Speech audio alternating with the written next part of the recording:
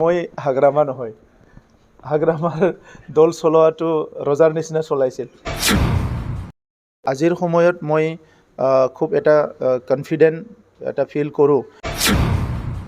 সকলো ছাত্ৰ সংগঠন, জাতীয় সংগঠনৰ লগত সময়ে সময়ে আলোচনা বিলোচনা কৰে।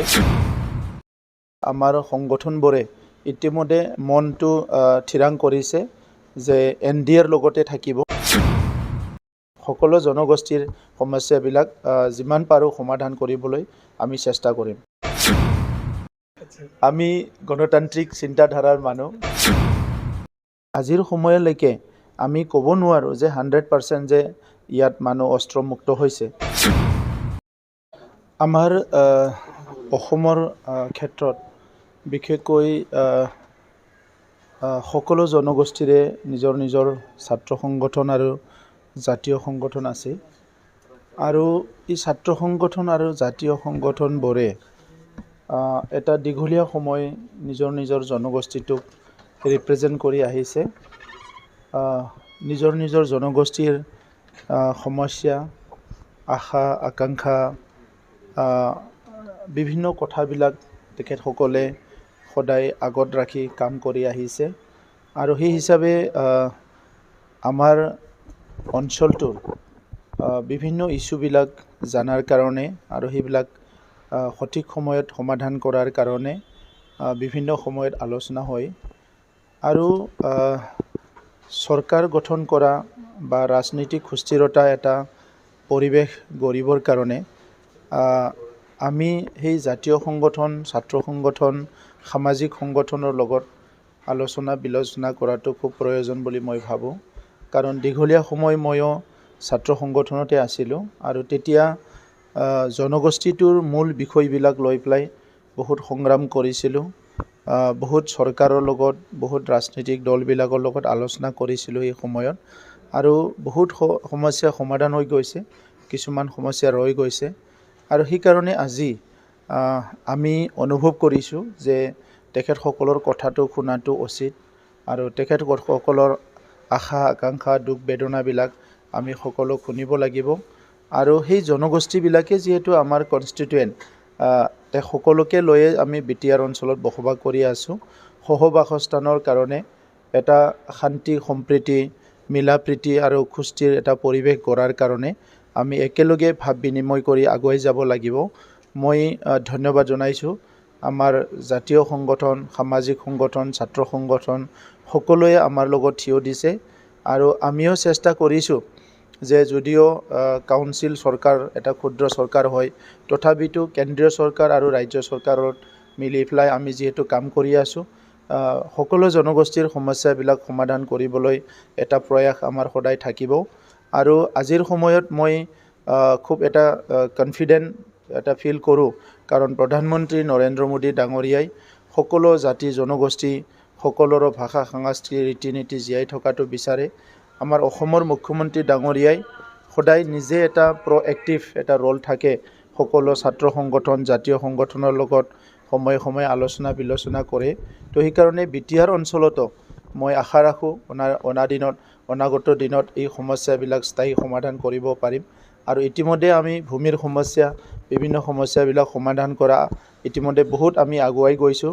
সেইকাৰণে সকলো জনগোষ্ঠীৰ সমস্যাবিলাক যিমান পাৰোঁ সমাধান কৰিবলৈ আমি চেষ্টা কৰিম।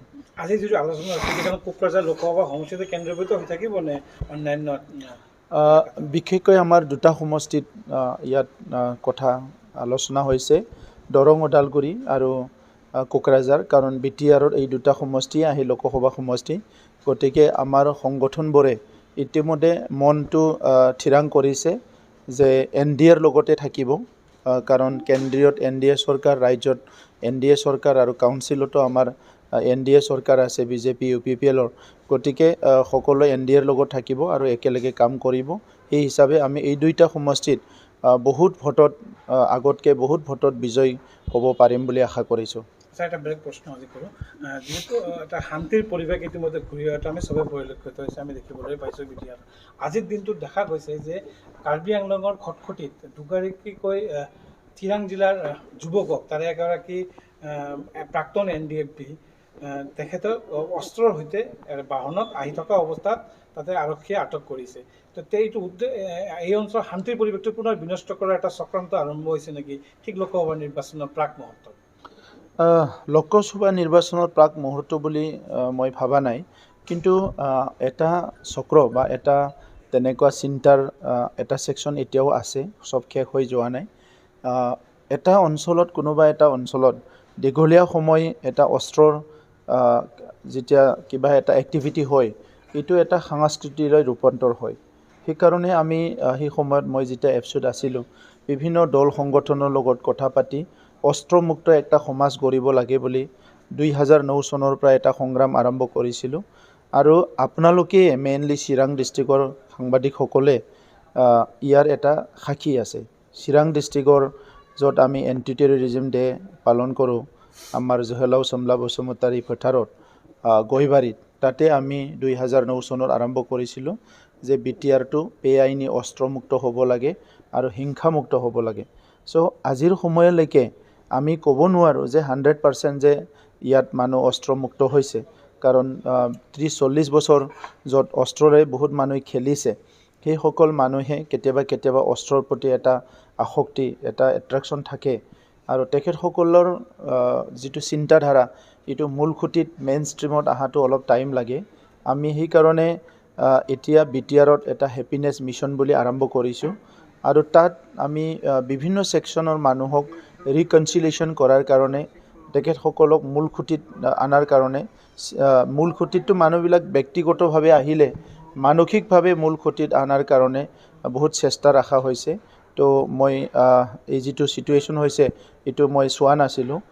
এনিৱে আমি সকলো সজাগ হৈ থাকিব লাগে এনি টাইম, আৰু সেইকাৰণে আজিৰ আমাৰ সকলোৰে দায়িত্ব আহিছে BTRখন ছাষ্টেইনেবল পিচৰ কাৰণে, স্থায়ী শান্তি গঢ়াৰ কাৰণে তেনেকুৱা চিন্তাধাৰাৰ কোনোবা ব্যক্তি, তেনেকুৱা কামৰ লগত কোনোবা জড়িত হ'ব বিচৰা ব্যক্তিসকলক আমি মটিভেট কৰি মূল খুঁটিলৈ, সমাজখনে কি বিচাৰে, সমাজৰ মূল ধাৰাই কি বিচাৰে, ইয়াৰ লগত তেখেতসকলক জড়িত কৰাব লাগিব।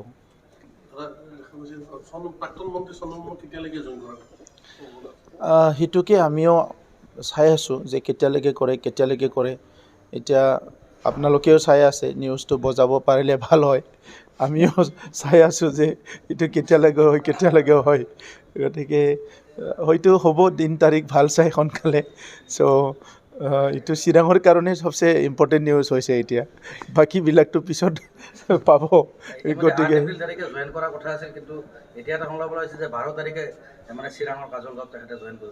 ময়ো এনেকৈ শুনি আছোঁ, আমাৰ কেইজনমান ব্যক্তি আলোচনা কৰি আছে। মই আজি সুধিম যে কিমান সোনকালে পাৰে। আপোনালোকৰ কথাটোও কম, নিউজটো সোনকালে বজাবলৈ মন আছে।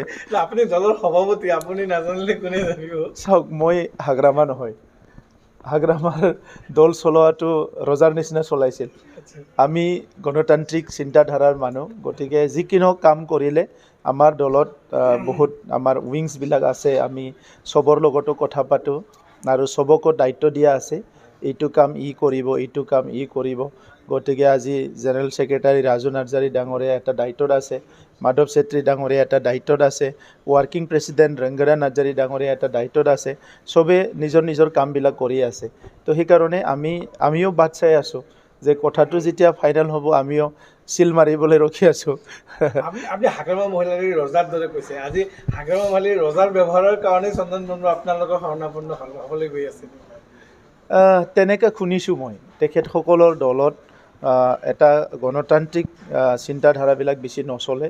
হাগ্ৰামাই যি কয় সেইটোৱে হয়। হাগ্ৰামা ডাঙৰীয়াই মানে যাক মৰম কৰে সি মানে বহুত মৰম পায়, হাগ্ৰামা ডাঙৰীয়া যাক বেয়া পায় সি মানে বহুত কষ্ট পায়। তেনেকৈ কথাবিলাক শুনি আছোঁ। সেইকাৰণে দলৰ পৰা ওলাই আহিছে, আৰু ওলাই অহা মানুহবিলাক কৈছে যে দলত গণতন্ত্ৰটো নায়ে, ডেম'ক্ৰেচি বোলা একোৱেই নাই, কোনো একো ক'ব নোৱাৰে। আনপিনেদি তেখেতসকলৰ দলত ফিউচাৰ পলিচিৰ ওপৰত একো ডিছকাশ্যন নহয়, প্ৰেজেণ্ট কথা একো ডিছকাশ্যন নহয়। খালি তেখেতে এটাই কথা জানে যে ইলেকশ্যন জিকিব লাগে, সেই বুলিয়েই মিটিংবিলাক মাতি থাকে। কিন্তু মানুহ ব্যক্তি হিচাপে চবে ইছ্যুৰ কথা পাতিব বিচাৰে, সমাজৰ কথা পাতিব বিচাৰে, ভৱিষ্যতৰ কথা পাতিব বিচাৰে। চ' এই কথাবিলাক তেখেতে পাতিব নোৱাৰাৰ কাৰণে, নাজানাৰ কাৰণে তেখেতৰ ফেড আপ হৈ গৈছে আৰু সেইটো নাম কি বাস্তে দলটো চলি আছে আপোনালোকে দেখিবলৈ পাব। এই নিৰ্বাচনৰ পিছত মই যিটো দেখিছোঁ নাঙলৰ ছবি লৈ পেলাই ইলেকশ্যন খেলিব হয়তো আৰু মানুহ নোলাব। তেখেত আৰু তেখেতৰ কোনোবা থাকিব পাৰে ঘৰৰ মানুহ, কিন্তু বহুত মানুহে আৰু নাঙলৰ ছবিত লৈ পেলাই ভোট খেলিবলৈ এই নিৰ্বাচনৰ পিছত আৰু নাহিব মানে।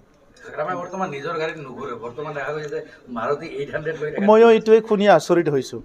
17 বছৰ চিফ হ'ল এটা দলৰ প্ৰেছিডেণ্ট, তেখেতে মাৰুতি কাৰত ঘূৰিছে, এইটো কি দেখাইছে? এল্টো কাৰত ঘূৰাইছে, না এইটো দুখীয়া বুলি ক'ব বিচাৰিছে নিজকে, না এইটো সাধাৰণ মানুহৰ মই ফ্ৰেণ্ড বুলি ক'ব বিচাৰিছে, না কি ক'ব বিচাৰিছে? আজি হয়তো সৰু দলৰ তেখেততকৈ আৰু সৰু দলৰ নেতাও ইন'ভাত ঘূৰিছে বা স্কৰপিঅ' বলেৰত ঘূৰিছে, কিন্তু তেখেতে কিয় এল্টো গাড়ীত ঘূৰিব লগা হৈছে? মই এইটো আচৰিত না, আৰু চৰকাৰতো নাহেই আৰু চ' তেখেতে হয়তো প্ৰেক্টিচো কৰিব পাৰে, লাহে লাহে মোৰ চব এনেই পোৱা সম্পত্তি আছিলে চব বিক্ৰী যাব, তেতিয়া এল্টোতে ঘূৰিব লাগিব, তেনেকুৱাও ভাবিব পাৰে সি।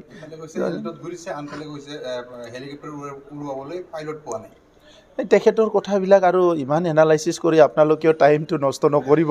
ইমান সুন্দৰ ৰঙালী বিহু আহি আছে, ইফালে আমাৰ পবিত্ৰ ঈদ আহি আছে ৰমজান মাহ, আৰু ইফালে আমাৰ ডাঙৰ এটা উৎসৱ ইলেকশ্যন আহি আছে। গতিকে হাগ্ৰামাৰ এইবিলাক উল্টা পুল্টা কথাত ইমান মূৰ ঘামালে আপোনালোকে ভাল নিউজটো বজাব পাহৰি যাব।